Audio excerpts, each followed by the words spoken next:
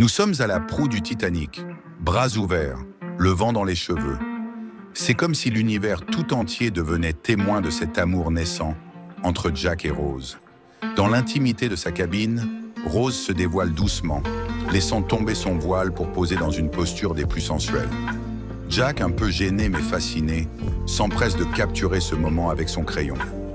L'amour s'intensifie et il décide de s'échapper dans les cales du bateau.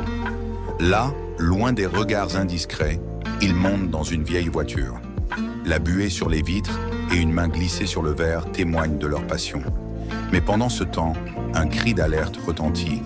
Une vigie aperçoit une immense montagne de glace droit devant. Malgré les efforts désespérés pour éviter la collision, le Titanic heurte l'iceberg, laissant une énorme déchirure dans la coque.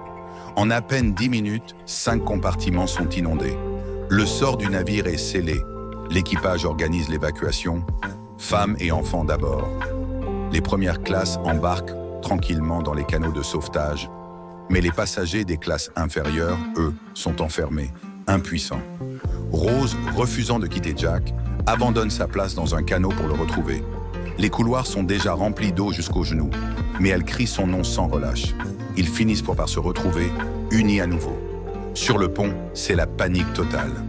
Pour maintenir l'ordre, le capitaine doit menacer avec une arme.